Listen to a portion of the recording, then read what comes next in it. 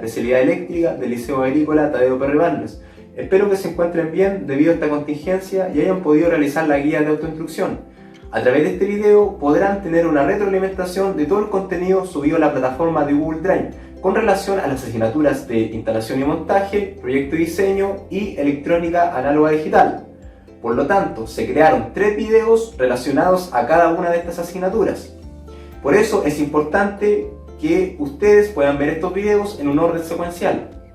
Instalación y montaje de circuitos de fuerza y equipos eléctricos. Comenzamos con la guía número 1 sobre instalaciones eléctricas. Podemos encontrar 2 tipos de instalaciones, la del tipo industrial, la segunda la del tipo domiciliario. Las instalaciones industriales se trabaja con una mayor potencia, ya que existen distintas aplicaciones que necesitan una mayor tensión y también más corriente para poder funcionar. Por ejemplo, un sistema de control y fuerza que comanda un motor trifásico o circuitos de alumbrado y fuerza para otros sistemas que son industriales. Las instalaciones domiciliarias suelen ser más simples en comparación con las que son industriales. Encontramos 2 tipos de circuitos, de fuerza y alumbrado, ambos protegidos por un tablero general que contiene disyuntores y también diferenciales.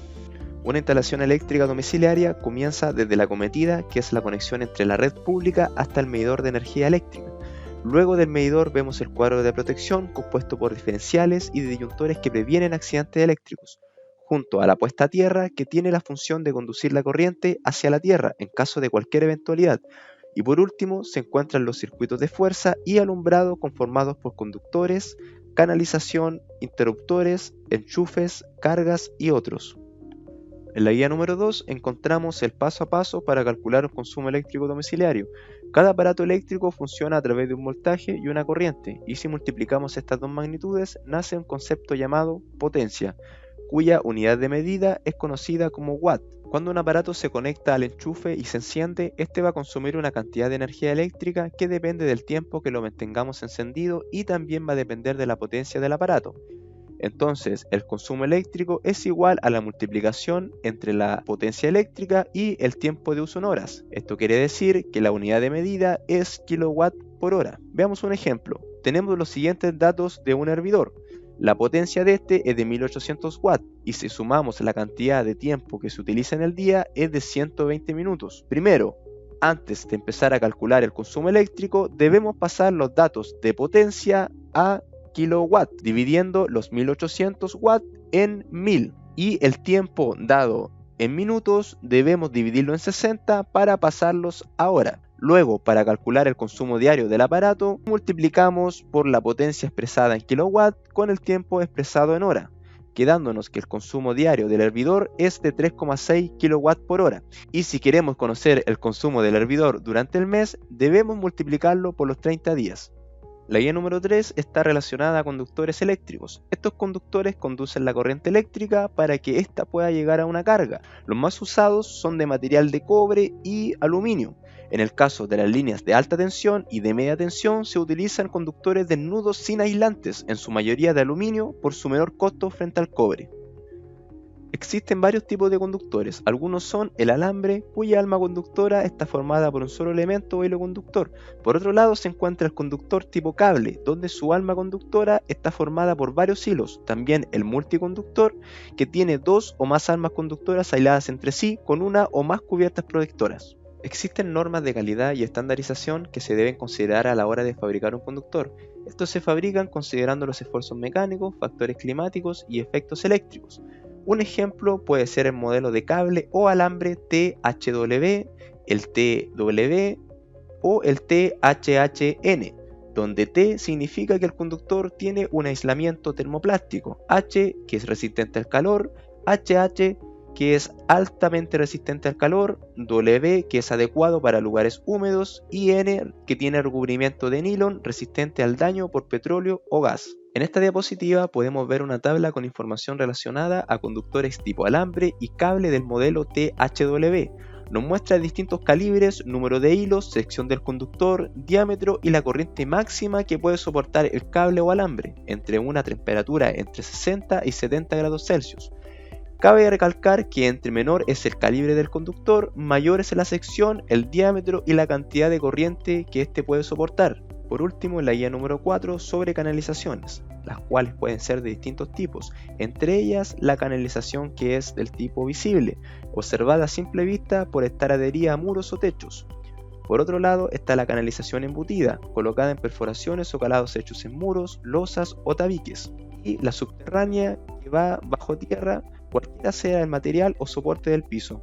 Proyecto y diseño de sistemas de alumbrado y fuerza según SEC. Uno de los objetivos centrales de esta asignatura es dibujar planos y esquemas de instalaciones eléctricas de corriente alterna, tanto de alumbrado y fuerza, aplicando principalmente la norma nacional chilena 284 sobre la elaboración y presentación de proyectos y la norma nacional chilena 4/2003 sobre instalaciones eléctricas de bajo consumo. En la guía número 1 se encuentra un cuestionario relacionado a las funciones de la SEC sobre distintas clases de licencias y niveles de tensiones. Entonces, como retroalimentación, la Superintendencia de Electricidad y Combustible, abreviada como la SEC, es un organismo fiscalizador que tiene por misión vigilar la adecuada operación de los servicios de electricidad, gas y combustibles. Si por ejemplo se crea un proyecto eléctrico, este debe ser aprobado por la SEC, ya que se encargará de hacer cumplir todas las normativas vigentes. También la SEC tiene la función de certificar a eléctricos a través de distintos tipos de licencias, entre ellas licencia de instalador clase A, clase B, clase C y clase D. Un instalador que tiene una licencia clase A está facultado para realizar instalaciones de alta y baja tensión, sin límites de potencia instalada. La licencia clase B permite ejecutar instalaciones de baja tensión con 500 kW máximo de potencia, mientras que la clase C solo permite 100 kW de potencia instalada. Y por último, la clase de licencia D, que autoriza realizar instalaciones con un máximo de potencia de 10 kW. Los niveles de tensión se pueden dividir en alta tensión con un rango de 60 a 220 kV, media tensión entre 1 y 60 kV y baja tensión entre 100 y 1000 V. En la guía número 2 se explican los primeros pasos para la elaboración de un plano, pero primero es necesario comprender la norma nacional chilena 284, la cual menciona que un proyecto eléctrico debe estar compuesto por una memoria explicativa y los planos.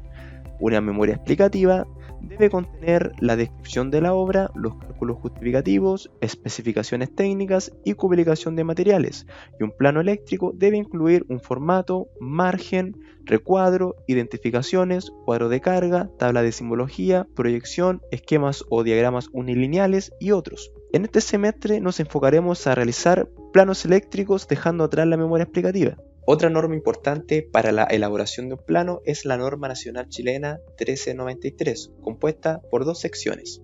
La primera sección describe sobre los formatos, dimensiones y márgenes que debe tener un plano, mientras que la segunda sección explica sobre el recuadro, señales de centrado y sistemas de coordenadas. La guía número 3 explica las identificaciones del plano, entre ellas el cuadro de rotulación, timbre de inscripción y croquis de ubicación. El cuadro de rotulación debe incluir título del proyecto, por ejemplo, proyecto eléctrico de bombeo solar. También debe incluir la dirección del lugar donde se ejecutará la obra, la fecha de elaboración, el nombre del instalador responsable, la firma y RUT del propietario, la escala que se utilizó con el escalímetro y el número de la lámina. Por otra parte, al lado del cuadro de rotulación se encuentra el cuadro de timbre o firma que autoriza la marcha del proyecto. Y por último, el croquis de ubicación, donde se sitúa física y geográficamente la ubicación de la propiedad donde se realizará el proyecto, pudiendo ser un dibujo o una imagen satelital. Les recuerdo que deben leer detenidamente la guía para poder entender el contenido y la actividad. Por último, la guía número 4 sobre elementos de dimensionamiento, que tiene relación con las medidas de un plano. Pero primero se debe conocer qué es un plano arquitectónico de una casa, siendo este la expresión gráfica de lo que se está proyectando, mostrando paredes, puertas, accesos, habitaciones y más. Entonces, a la hora de realizar una instalación eléctrica domiciliaria, debemos crear un plano eléctrico considerando la arquitectura de la casa. Por otra parte, podemos decir que un plano eléctrico es la representación de los diferentes circuitos que componen y definen las características de una instalación eléctrica. Dentro de los elementos que se utilizan para dimensionar un plano, encontramos la línea de proyección y la línea de dimensión. La línea de dimensión señala la longitud de lo que se desea medir y la línea de proyección delimita y se prolongan levemente más allá de la línea de dimensión respectiva. También es importante considerar que los extremos de la línea de dimensión puede ser de forma tipo flecha o barra oblicua. Electrónica analógica digital. Hasta el momento se han subido 4 guías a la plataforma de Google Drive. La primera guía habla sobre las variables analógicas y las variables que son digitales. Una señal analógica puede tomar distintos valores en el tiempo, mientras que una señal digital simplemente puede tomar 2 valores. En esta imagen se muestra un sensor que mide la temperatura de un ambiente. Podemos decir que al mismo tiempo este sensor convierte esta variable temperatura en una señal eléctrica, que es del tipo analógica. Esta señal la recibe una tarjeta de desarrollo llamada Arduino, que a su vez se comunica con una pantalla LCD para mostrar lo que el sensor está midiendo en el ambiente. En cambio, en la imagen de abajo se muestra un sensor de humedad que detecta si existe o no existe humedad en la Tierra. Este sensor a su vez se comunica con la tarjeta de desarrollo Arduino a través de una señal digital. En otras palabras, si el sensor detecta humedad, enviará 5 volt a la tarjeta de desarrollo. Si no detecta humedad, enviará 0 volt en la tarjeta de desarrollo. La guía número 2 trata de los materiales semiconductores. Ya sabemos sobre los materiales que son conductores, los cuales oponen baja resistencia al paso de la electricidad, siendo el más utilizado el cobre y el aluminio, mientras que un material aislante no permite el paso de electrones a través de él. Entre ellos encontramos la madera, el plástico, la cerámica, entre otros. Un material semiconductor puede comportarse como un aislante o como un conductor. Los más conocidos son el silicio y el germanio. Estos materiales los podemos encontrar en distintos componentes electrónicos, tales como resistencias, diodos, transistores, condensadores, circuitos integrados, microprocesadores y más. En la siguiente imagen se puede visualizar 2 estructuras de un átomo, tanto del material silicio y germanio.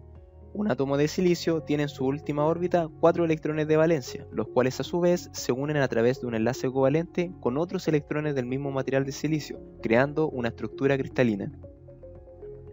Los semiconductores pueden ser intrínsecos o extrínsecos.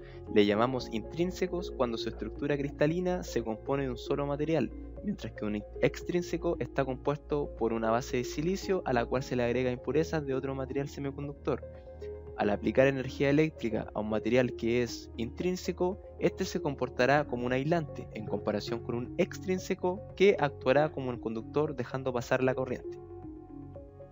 En la guía número 3 sobre diodos rectificadores, encontramos que un diodo es un componente electrónico de material semiconductor de silicio, que tiene un terminal ánodo positivo y un cátodo negativo. La función de este componente es dejar pasar la corriente en un solo sentido. Podemos decir que al polarizar un diodo conectándolo en forma inversa no podrá circular corriente por el circuito, y al polarizarlo en forma directa el diodo dejará circular corriente.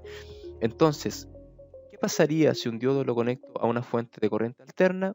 Sabemos que la corriente alterna varía tomando valores positivos y negativos rápidamente. Cuando la fuente coincida polarizando inversamente el diodo, no dejará pasar corriente, mientras que cuando coincida polarizando directamente, podrá circular corriente en el circuito. De esta forma podemos decir que el diodo rectifica la corriente alterna convirtiéndola en continua, ya que el diodo solo deja pasar la señal positiva eliminando la señal negativa.